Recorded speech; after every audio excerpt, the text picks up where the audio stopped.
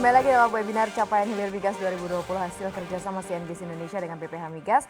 Dan saya masih bersama dengan narasumber yang hebat-hebat begitu ya, dan sudah dilengkapi juga oleh Kepala BPH Migas Bapak Fansurullah Asa. Selamat pagi Pak Ivan.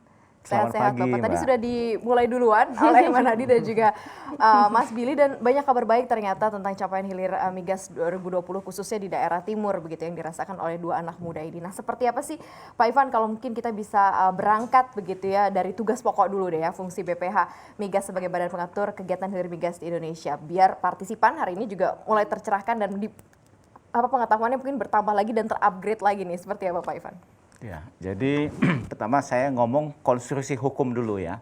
Jadi kita mesti pahami bahwa sesuai Undang-Undang Migas nomor 22 tahun 2001 di definisi ya, apa itu BPH Migas? BPH Migas itu di dalam bahasa undang-undangnya badan pengatur.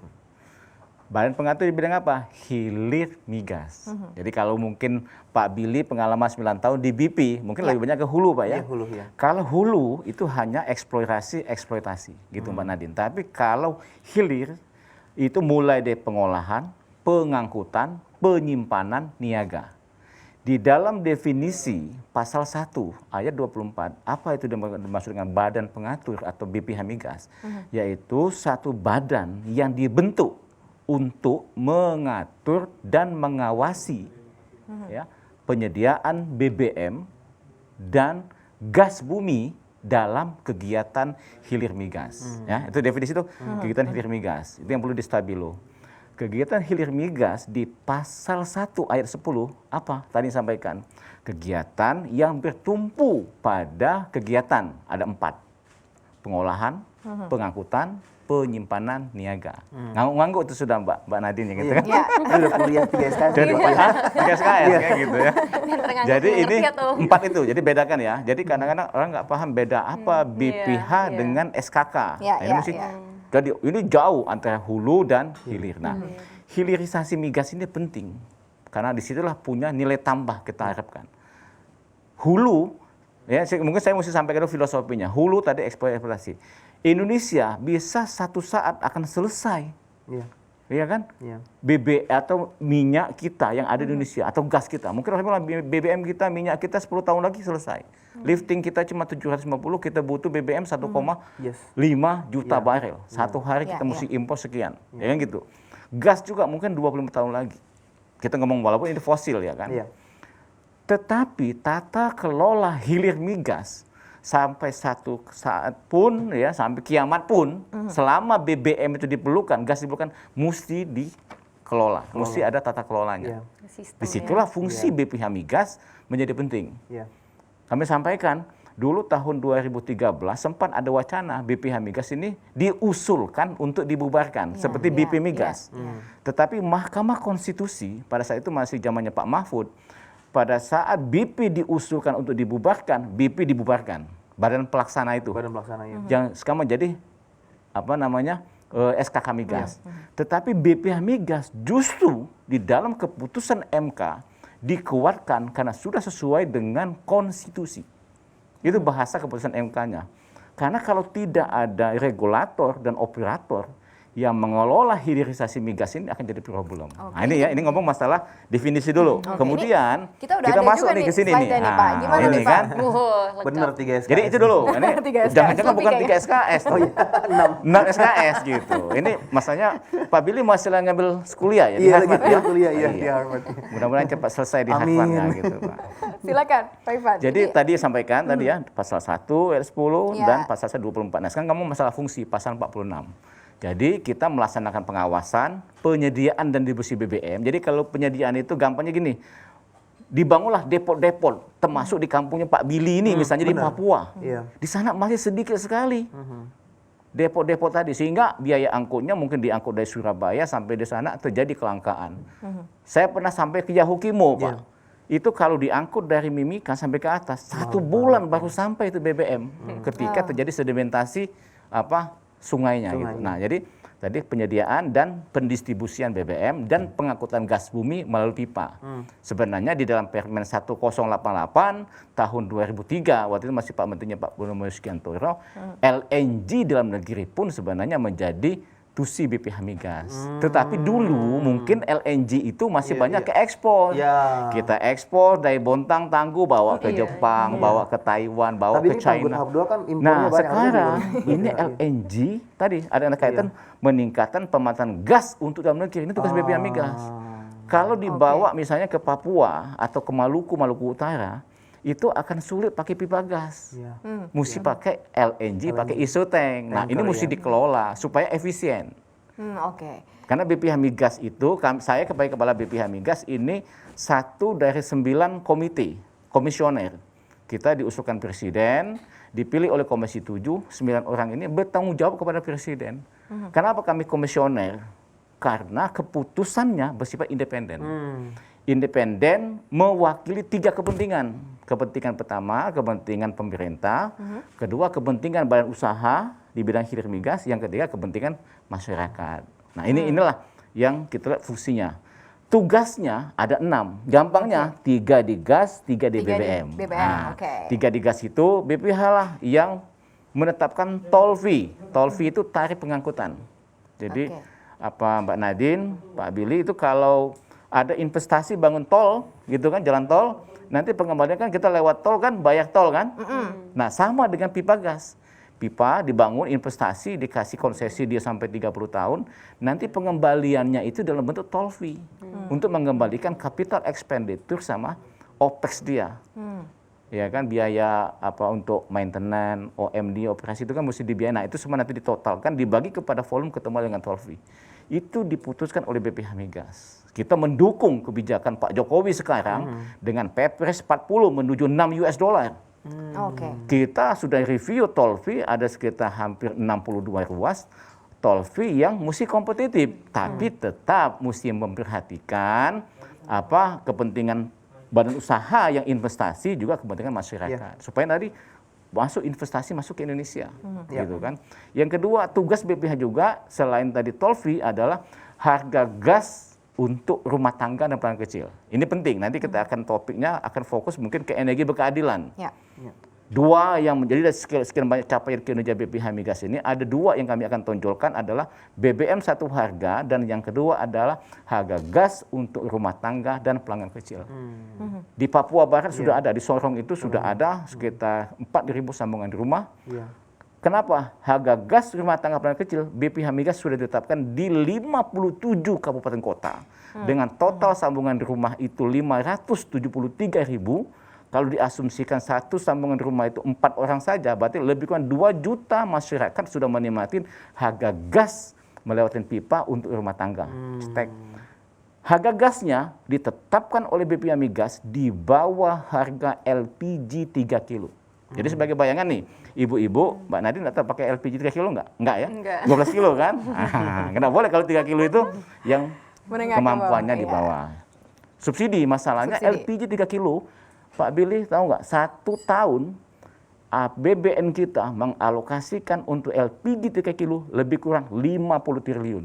50 T. Wow. Kalau bangun untuk Papua udah kayak apa itu kan? Iya, iya. Nah, yang kedua, 70% LPG ini impor. Pada saat yang sama kita punya gas. Punya gas. Gas kita diekspor tuh ke Singapura. Yang rencana mau di stop 2023. Iya. Yang dari Gresik, Sumatera Selatan. Ada juga yang dari Natuna. Diekspor tuh ke Malaysia sama Singapura. Setiap detik itu gas ngalir. Begitu juga yang LNG dari Bontang sama dari Tangguh. Diekspor juga. Tangguh tahap 2 tapi impor. Ya.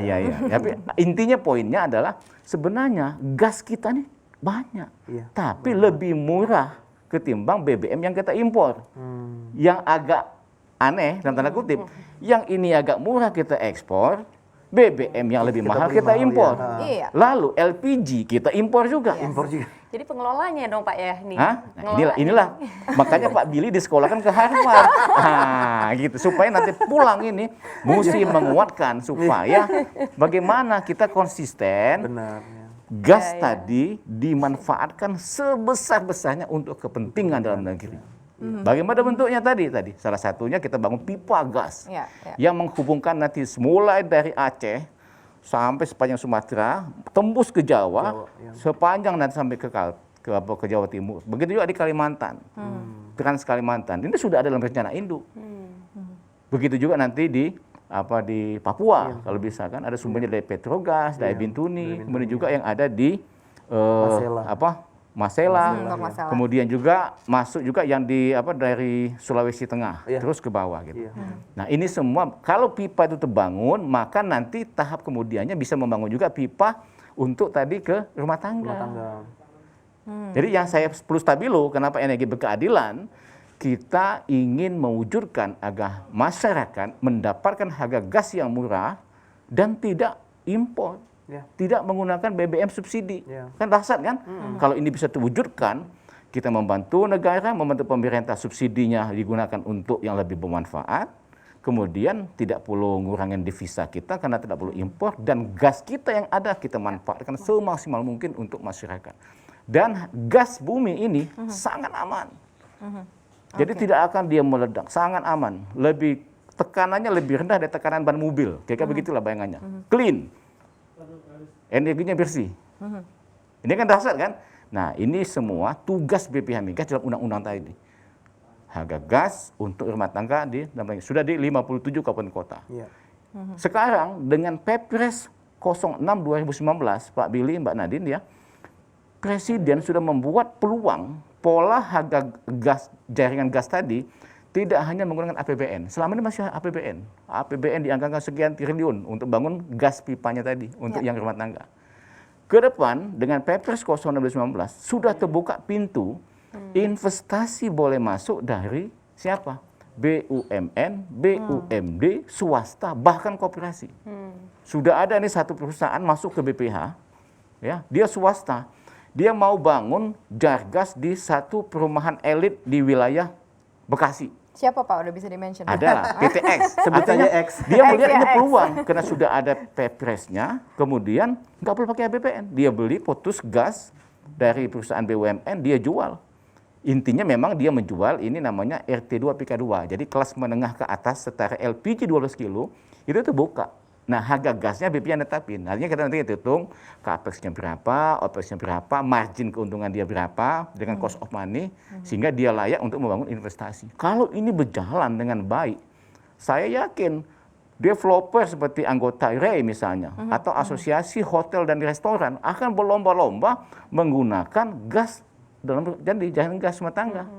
Nggak perlu lagi dia fokus LPG. Betul, betul. 12 kilo. Sudah gitu, termention ini Pak untuk ke beberapa sektor lainnya Pak terkait mengenai hal ini? Iya, kita sudah undang, kemarin kita sudah buat semacam FGD mengundang tadi REI, asosiasi hotel, kita undang, ini peluang nih.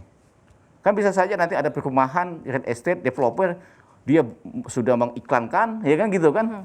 Kami membuat perumahan tetapi sudah paket dengan membangun jargasnya. Kan dahsyat kan, itu berarti dia bisa mempunyai competitive advantage atau pembanding lah terhadap perumahan lainnya gitu. Nah ini, satu lagi terkait dengan energi berkeadilan ini tentang BBM satu harga.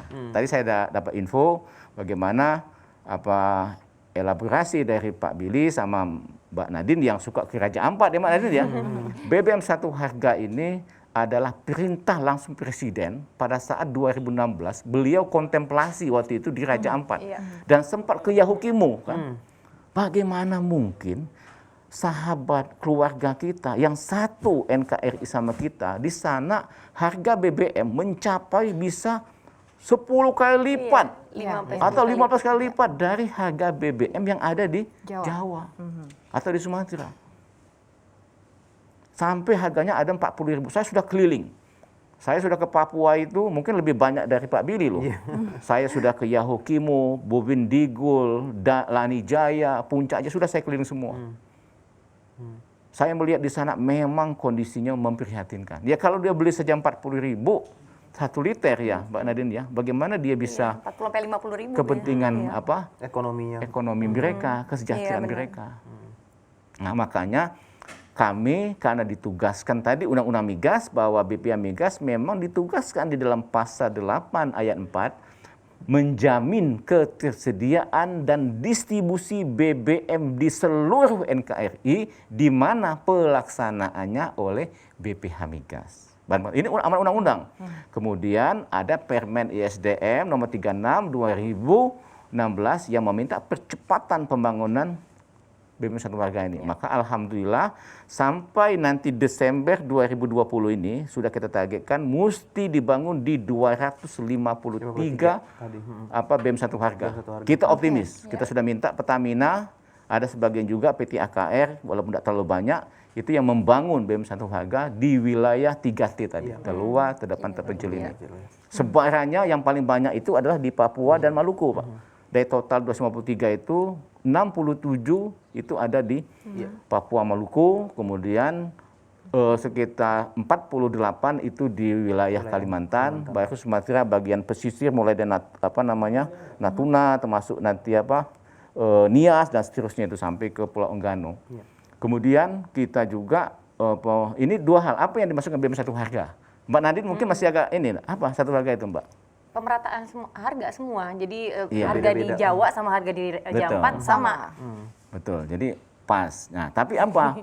BBM itu ada 3 jenis. Ada BBM subsidi, ada BBM penugasan, ada BBM umum. Nah, ini harus dibedakan dulu. Ada yang bilang, Pak, itu ternyata Pertamax nggak sama tuh dibilang di Jawa dengan yang ada di Sulawesi gitu. Karena Pertamax, Pertadex, Dexlite, Turbo itu adalah BBM umum yang skemanya skema keekonomian. Nah, yang dimaksud dengan BBM Satu Harga fokus kepada 2. BBM subsidi, karena itu pakai uang APBN, itulah namanya solar subsidi dengan premium, RON 88. Di mana kita lihat sekarang yang namanya solar di semua SPBU itu pasti harganya 5.150. Kalau premium pasti 6.450. Nah, itulah yang dimaksud dengan BBM Satu Harga di seluruh Indonesia di penyalur tadi harganya sama untuk BBM subsidi solar dengan BBM premium. Tapi kalau yang BBM non subsidi, non penugasan itu mekanisme pasar. Artinya Pertamina kan mesti untung kan? Harga Pertamax dengan di Jawa, dengan mungkin di mana Sulawesi tidak sama karena ada biaya angkut di sana dan seterusnya. Gitu. Versi. Nah, intinya 2 inilah menjadi ujung tombak BPH Migas untuk menajamkan energi berkeadilan. Ini nanti akan seperti apa ya tahun 2021? Karena tahun 2020 kan udah mau habis nih ya Pak, dan semua juga sudah sesuai dengan pencapaiannya.